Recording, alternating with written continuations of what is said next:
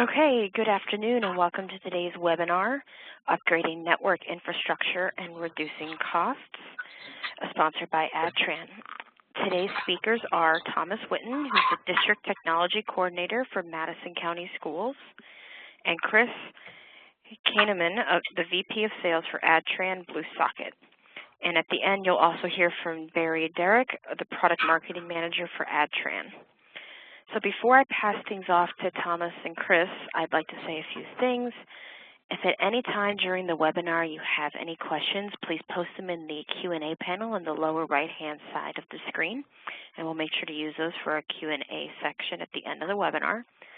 And finally, please be on the lookout for follow-up email within 48 business hours of this webinar with a copy of the slides and a link to the archive to review and share with your colleagues. So now I'd like to pass things off to Chris and Tommy. So there you go, guys.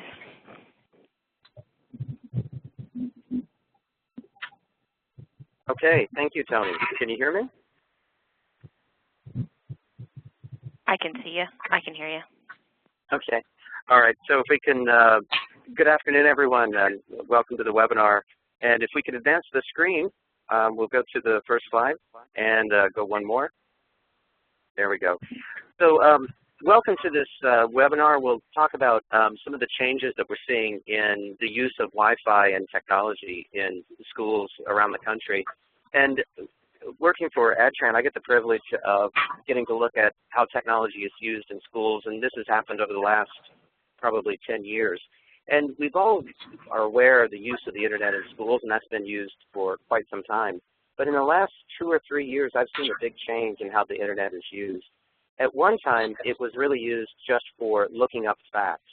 So you would do research. And a lot of times this research would actually happen outside the classroom, or sometimes in the classroom someone would do a little bit of research. But that's the way the internet was largely used, and the way you would connect would be wirelessly. But generally speaking, you would be looking something up and doing some research. So pretty quick, in and out, and you'd have it done. But what I've seen in the last 2 years is more and more of the use of video during classroom time. So a lot of innovative teachers then are using, and I put an example here, Khan Academy, but there's other very, very useful video that fits along very well with the course curriculum. So oftentimes the teacher would be going through the coursework, and they would have all the students come on and look at a relevant video for a few minutes that would really reinforce what the teacher was teaching. But that's a huge change from a network point of view, how you design a wireless network just to support people looking up and doing some research versus how you deploy a wireless network when video is a key part of the curriculum. That's very different. And that's the one thing that we've observed in the last few years. And because of this, then Wi-Fi networks, the way they are being deployed, that has changed. And it used to be, I would talk to schools and they would say, well, I just need to have some coverage in the school, or I need to have some coverage in the classroom. And it was all about just how far does that radio signal go, and that would suffice. But what we're seeing now is more of a consciousness around level of service. So actually, tech staffs will then think through, okay, what level of service, and that's measured in throughput, does a student really need to take advantage of the internet and how it's going to be used in the classroom? What's that level of service? And then the wireless network was designed to a level of service. And actually sometimes the coverage would be diminished because you wanted to provide a certain level of service for a certain number of students. So this has really changed. While the internet, we've been using the internet in schools for a long time, it's really how we have used it has changed dramatically in the last 2 years. And because of that, the way we design Wi-Fi networks and networking in general has changed extensively. I've had the privilege to meet some progressive schools that are meeting this challenge and meeting these changes. And probably the best example of that is Madison County Schools in Alabama. And Mr. Tommy Whitten has been kind enough to join us on this particular conversation and tell us a bit more how Madison County has met these challenges and how they're designing their network. So Tommy, if I'll turn it over to you. Okay.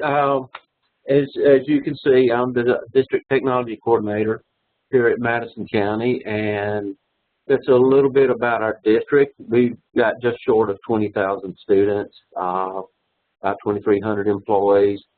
We've got 28 schools now. We've got one more school that will be finished in time for next year, and we're also adding a 6th high school that will probably be within the next 2 years. And we're doing quite a bit of renovations of some of our older schools also. We're pretty spread out, as you can see. In Madison County, there's actually 3 districts. There's 2 city districts and the Madison County. And we surround Huntsville. And if you're familiar with Huntsville, it's kind of a high-tech town. We've got one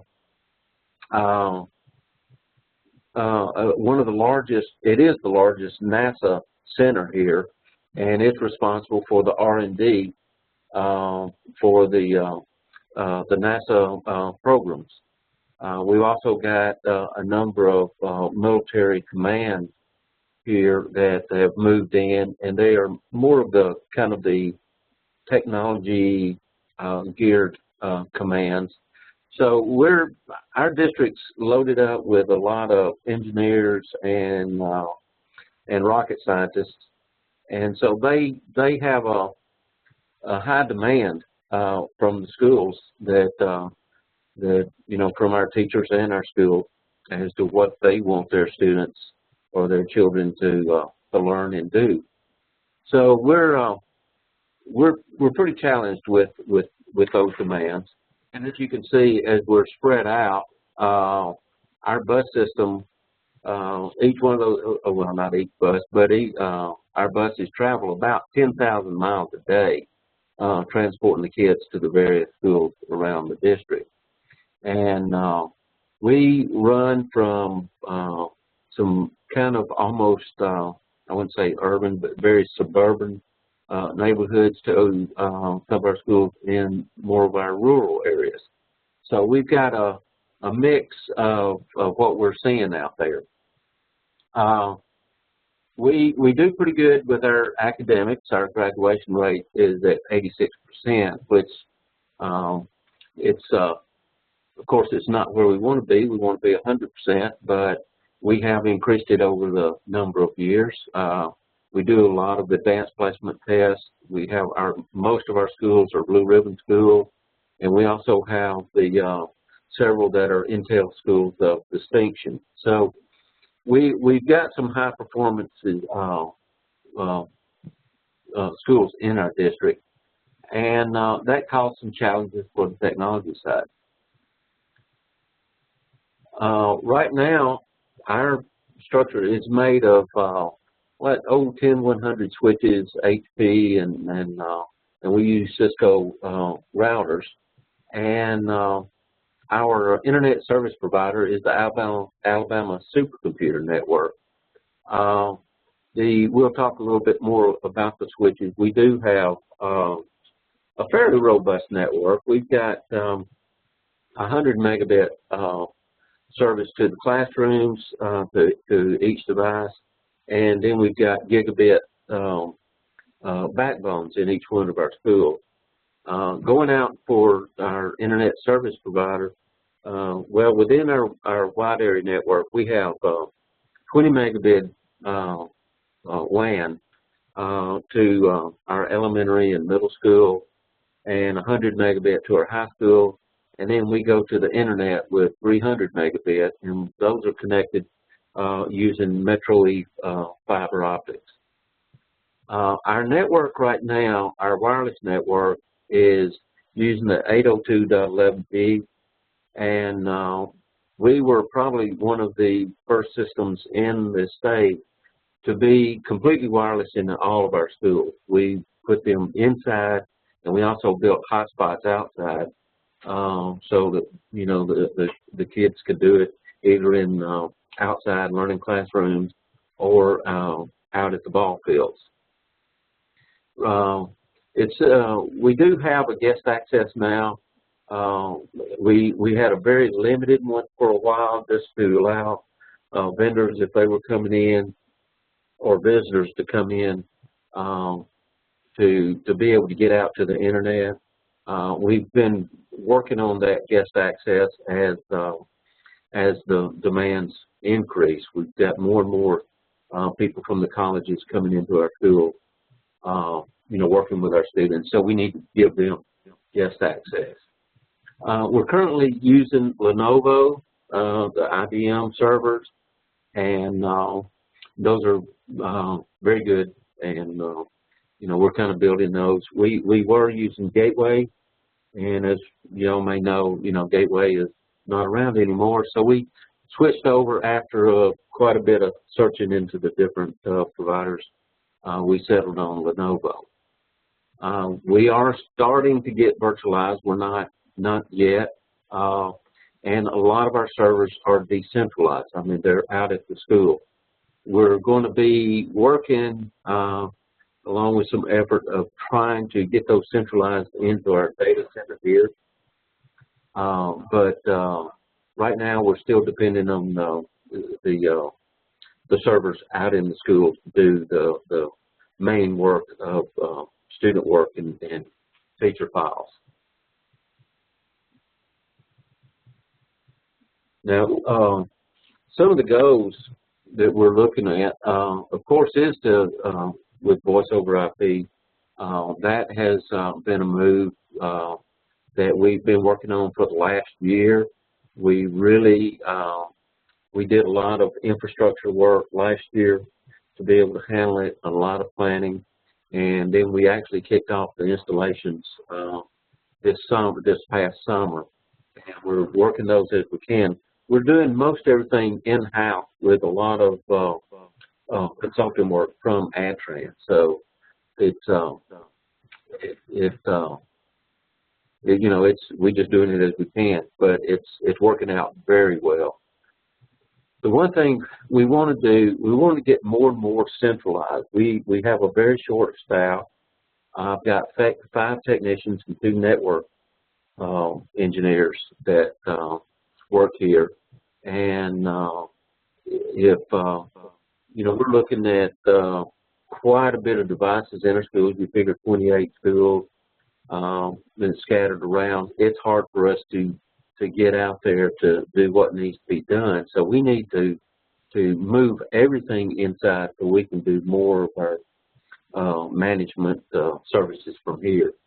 And of course, virtualization is something we definitely want to work. It's just cost effective. It seems to be more efficient. Our limited experience with it has been very good. And of course, another one of our goals is the BYOD, the bring your own device.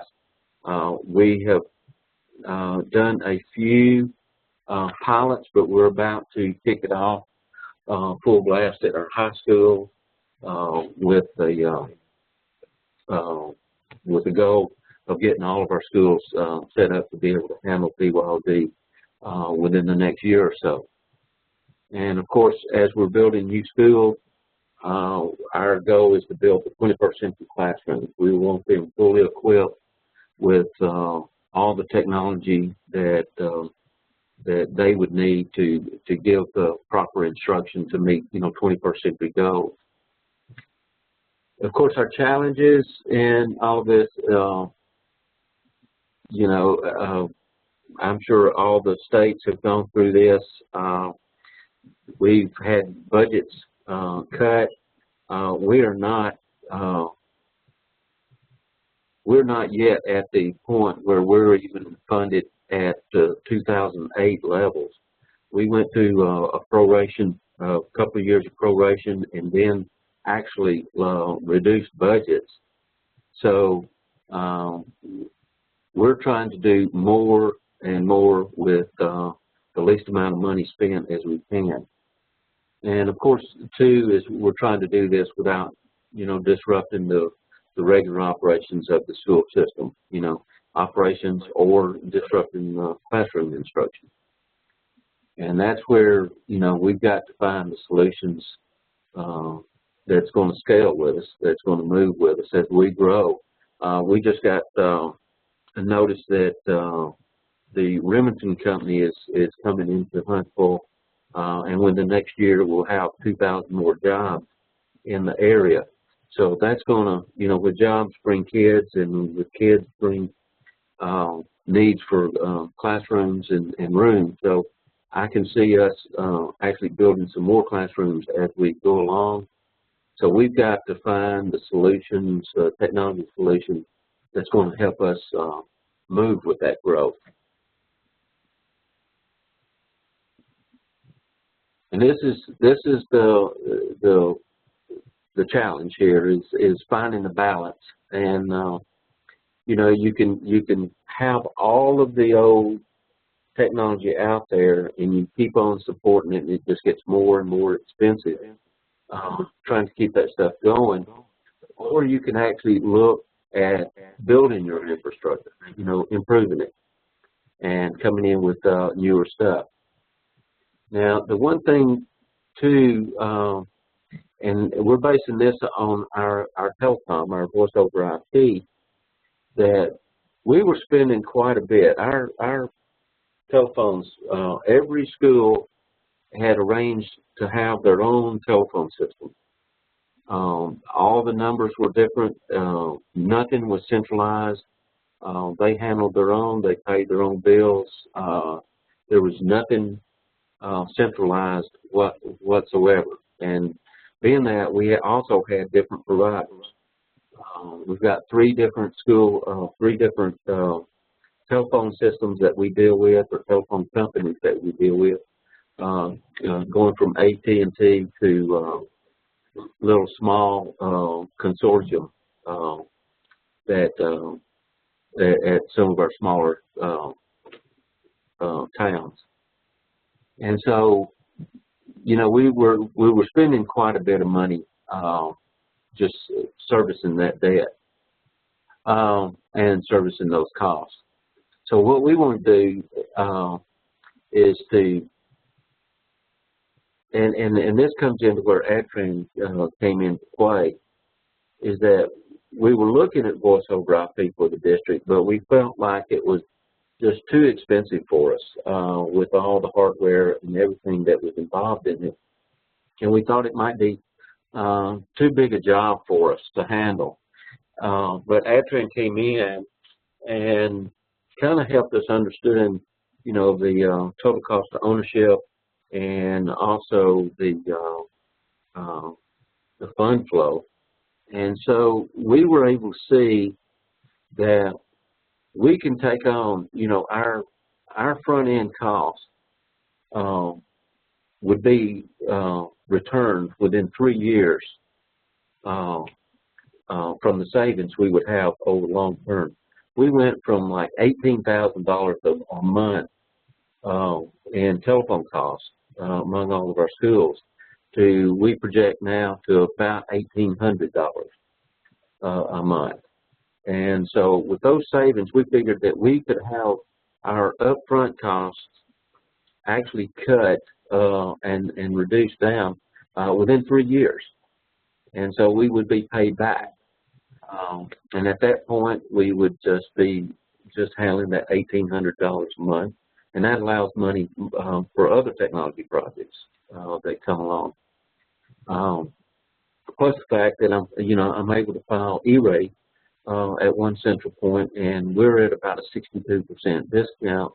So you figure we went from $18,000 a month to roughly about $900 a month on our telephone costs by centralizing our PRIs here.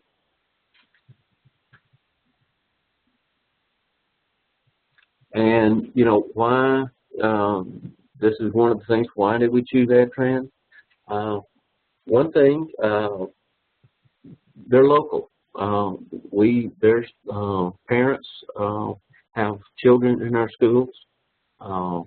We know a lot of the people that work there, so we have a personal relationship. But more so than that, ADTRAN has just a great reputation for their customer support, and we've experienced that with most, but about everything we've done with them, and that's the voice over IP and also the Wi-Fi. that we're putting in to handle the BYOD. They've been there with us. They are, I mean, they're very proactive into making sure that we're satisfied with our solution. And not only that, they've got pretty much everything we really need, you know, for our infrastructure. They've got with the blue socket, they have the wireless. Of course, with the voice over IP, they have their solution there. They have their own, you know, lines of switches. And so, you know, it's anything that you would want to, you would need for your infrastructure, you know, ADTRAN provides it. And I see a question there, can you repeat the cost savings going from current cost? Our cost before was about $18,000 a month. And with, once we completed the project, we figured that our cost at that point would be about $1,800 a month. So it's quite a cost reduction. Like I said before, they've got a lot of products that are available for use, and they're all top notch. Another thing too is like anything, it's great they have all this stuff, but we've got other vendors, they've got the same thing, and so why would you go? Well, the price point at this point, we went out and we actually did evaluations, and we did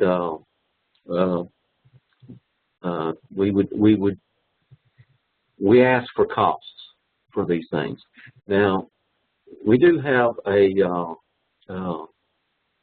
state, our State Department of Education has what they call a joint purchasing agreement, and it's a program where if you are on this, they do their own bids. The state does the bids for you, and all of the districts are allowed to buy off this without having to go out with their own bid. It's a great tool, especially for districts, smaller districts that don't have purchasing departments or anything else. So what we were able to do with that, and ADTRAN was a partner in the what we call the ALJP, the Alabama Joint Purchasing Program. And so we were able to go out with that and other providers and just ask for quotes. Said, hey, this is what we want to do. We didn't have to get fancy with any bid. This is what we want to do, and can you provide costs, what it would cost for us to do that with your products? And ADTRAN came in at an extremely good price, and they if we didn't have a reason before, then the cost just kind of settled that. So it was great for us. And like I said, they've become a great advisor for us. They don't wait till we having problems or anything like that to do it. They're right up there. They're very proactive to make sure that no problems come up. So we're just extremely happy. And after we really got going, it was a no-brainer for us to select ADTRAN.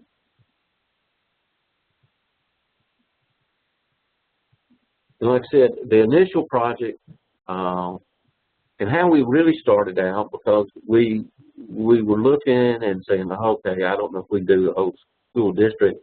So what got us prompted to get serious about it was building a new school. And we thought, why do we want to go to, you know, old technology when all this new stuff is out? And we started looking at it, and that's when the ADTRAN came in and said, hey, guys, I believe y'all can, we can show y'all where y'all can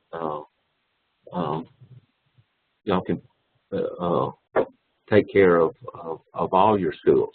And so we built the initial project once we got going, is to build these 28 schools, just fully equip it, take it, and just rip and replace. Just take everything out and put in our ADTRAN system, and then also to get it where we could centrally manage this whole program right from my building. And we've been able to do that, and it's great. Some of the features that we like, of course, we've got, before we didn't have, not all of our classrooms had phones in there. We're able to do that now because essentially we can use our existing network. We just plug a phone in, it plugs into a wall that plugs into the computer, so we don't need an extra drop. And so teachers were able to get phones, whereas before they didn't have. And so that gives us that capability. Also for our administrators, and this is one of the great things and we like, is the Find Me, Follow Me, is that if we get a phone call on our phone and they leave a voice message, we also get it on our cell phones. So if we're away from the office, you know, or even out of town or anything, the voice message will actually go to our to our email and drop us an email account with a WAV account, a little WAV file with the message, and we can listen to it from our cell phones from wherever we are. And that is a great thing because we all know that once you leave and you miss a call, it might be important, and then you get back and, you know, it's everything's all broken down because you weren't able to handle that. But this has been a wonderful feature for us. And of course, fax machines, we had fax machines all over the district. You know, our central office seemed like every department wanted to have, you know, they need their own for whatever reason. We were able to start getting rid of the fax machines. And by using the fax server, the faxes actually come into our computer now. And we can just, if we need to print it out, we can. If we don't need to, we don't. And so, you know, we're starting to eliminate paper. And that's another goal that we've been trying to do with technology, is to try to save our trees, be a little green. And the fax server is one way we can do that.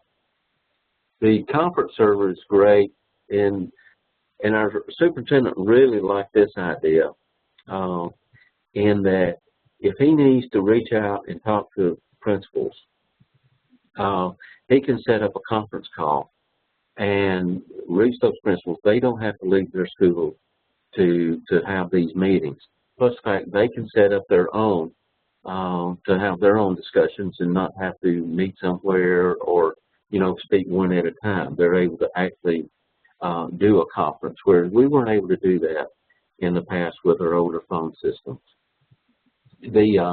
Another thing that's really good, and that we consider this for safety, years ago, I'd say about 2 years ago, Huntsville was in the path of numerous tornadoes, and we had to really move fast to get our kids, you know, protected. And we didn't have this capability to do this. We, you know, basically the central office was calling each school individually. They were sending out emails, all kinds of different ways to get there. And with this capability, by everybody being connected, our superintendent can put out an emergency message just all at one time, one call, and it covers all the schools, and it will reach down to even the teachers. So everybody knows that, you know, we've got an emergency and we need to handle it. And so that was very important to us, and that was a nice feature that, you know, that once we started looking in this thing, yes, we've got to have that, and we can see a real need, especially dealing with student safety.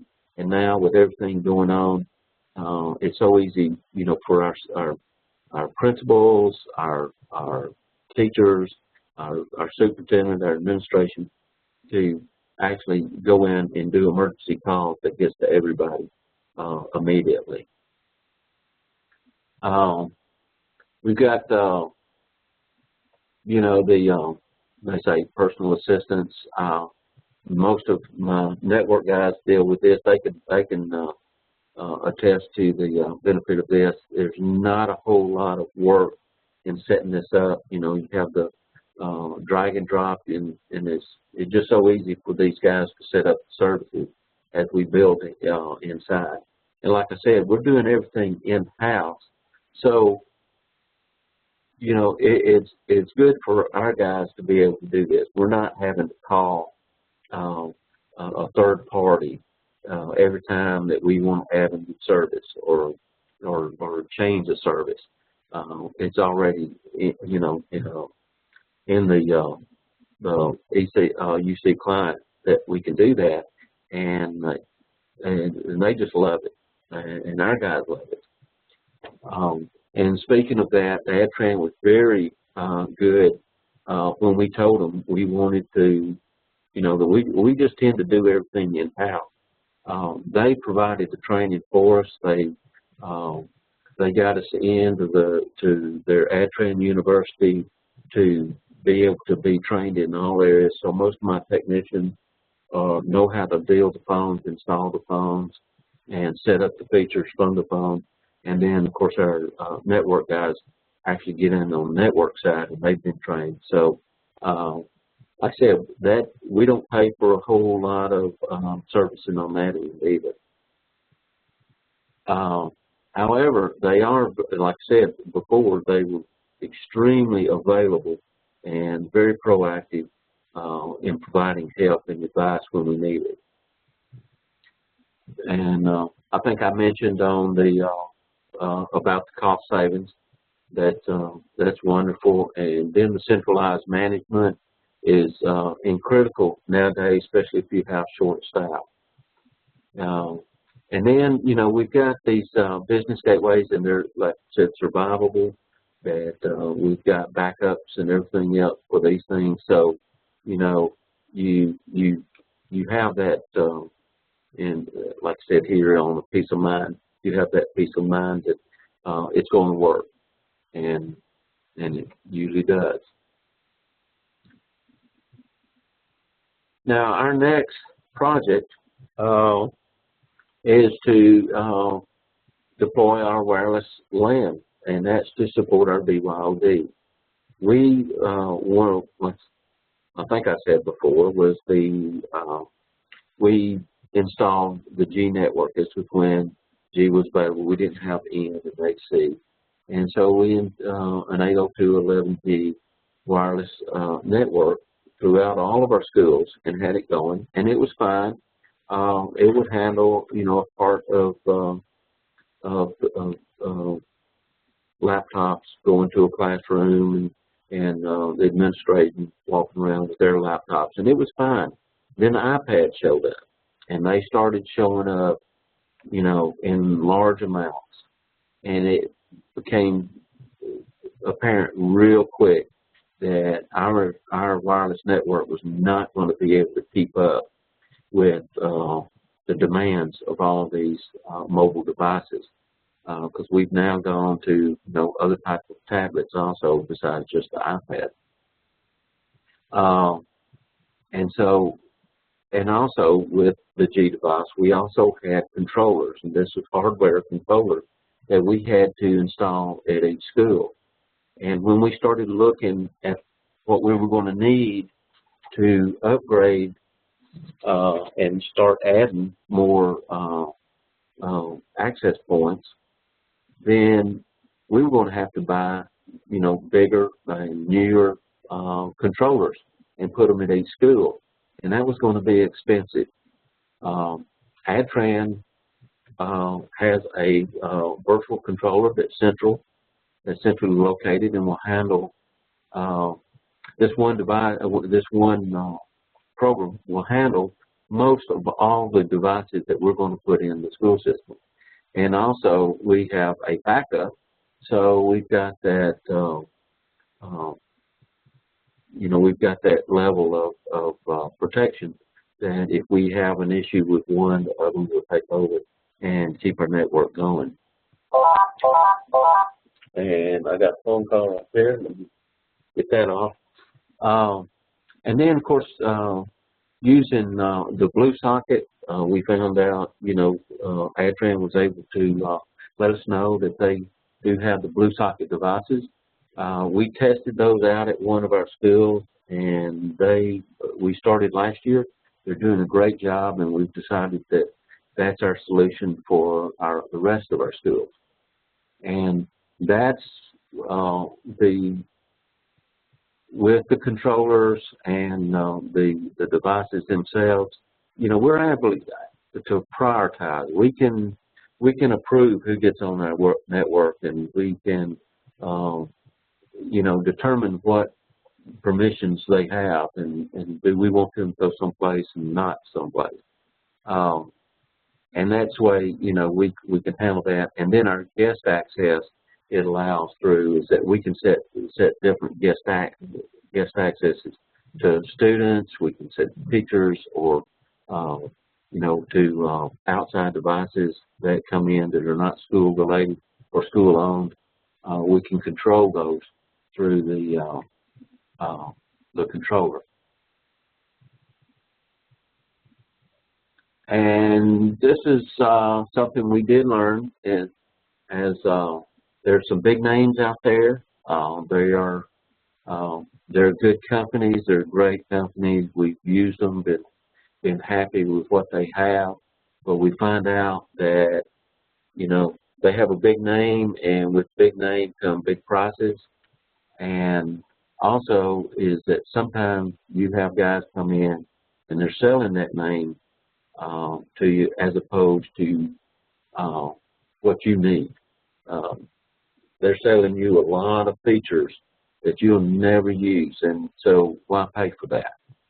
And that was one thing ADTRAN came in. They really wanted to know what were we doing, what did we plan on doing, and they were able to provide that resource based on what we really needed and what we planned on needing, as opposed to what they were selling.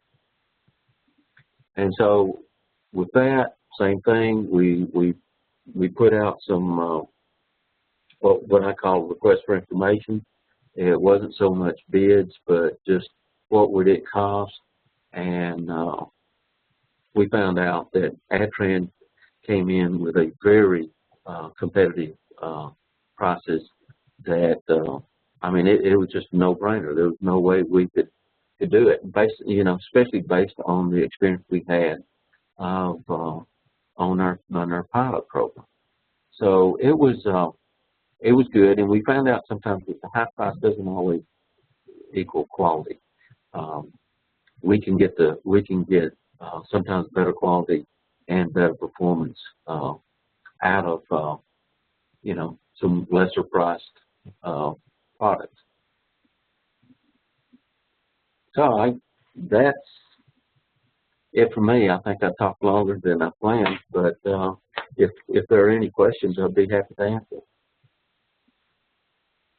Thanks, Tommy. This is Barry Derrick with ADTRAN. If anybody has questions, please type them into the Q&A or chat window, whichever way you prefer. I'm going to go ahead and kick off. We did have a couple come through. I know Tommy answered one in line there on the cost savings with the voice over IP deployment. Another one that came through on the wireless topic, Tommy, was, and I think you and Chris may want to chime in on this one.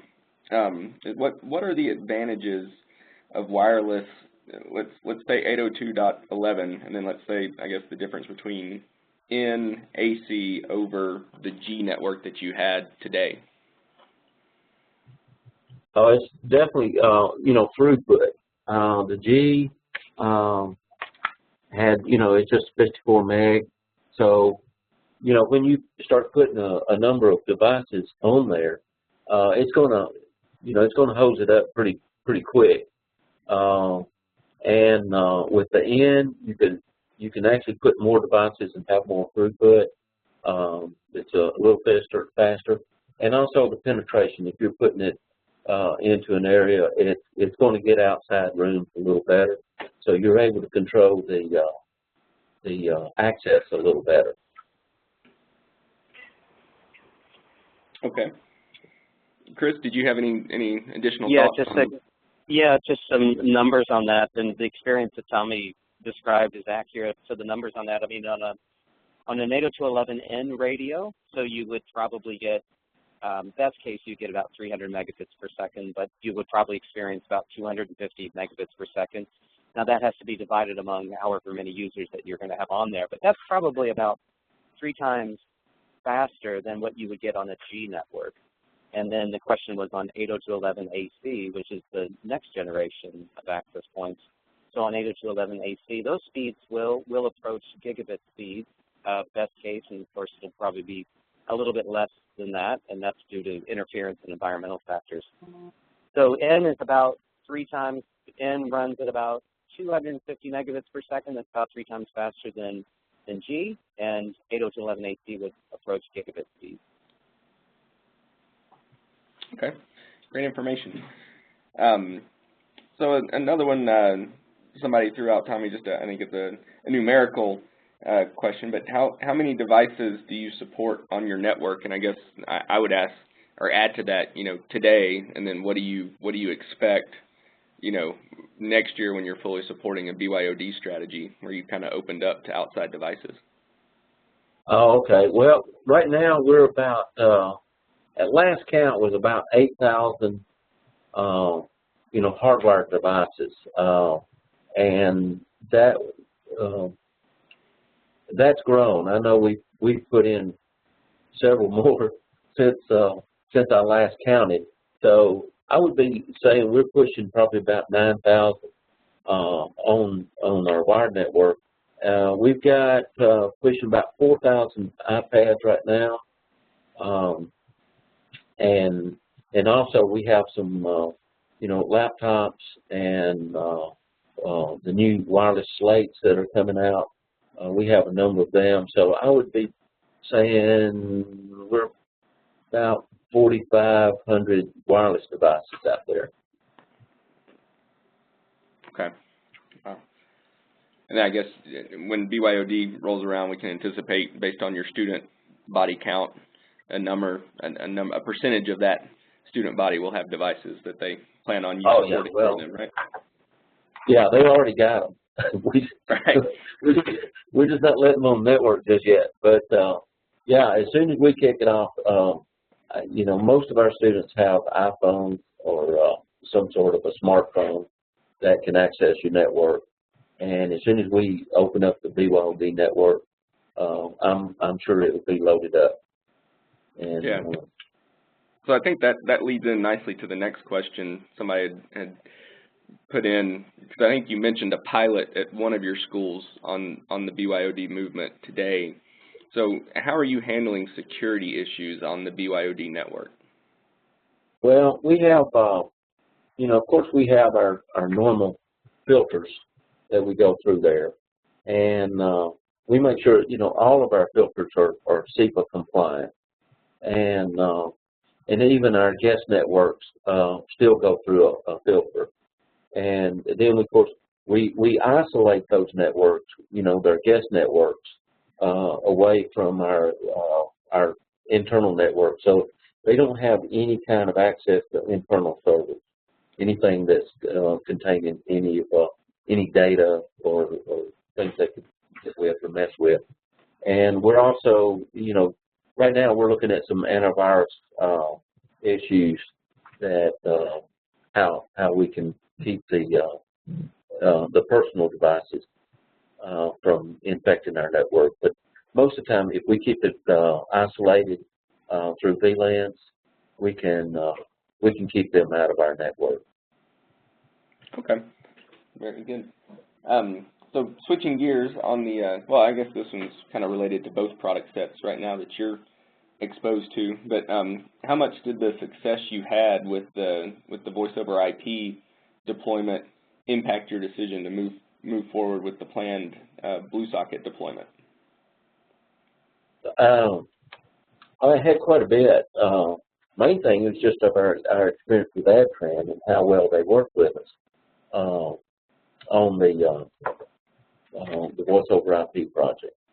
And we felt like that, first the product, the blue socket came in at such a competitive price that we knew we would be, we knew it was a good device because we had tested it at one of our schools. We had, and then the pricing was right, but also our experience with ADTRAN, it just kind of led into the fact that we felt like this would be a good choice for us. All right. I believe that is all the questions I have seen come through. I'll make sure, Liz, our host, you have not seen any more come through, have you? Yeah, we do not have any more questions that have come through. So I guess if anyone does have any questions, they can email me and I can forward them on to the appropriate person. But for now, I guess we'll wrap things up. So thank you, everyone, for attending today's webinar. And like I said, in the next 48 business hours, you should expect an email with a copy of the presentation and a copy of the slides. So hope you have a good day, and we'll talk to you later. Thank you.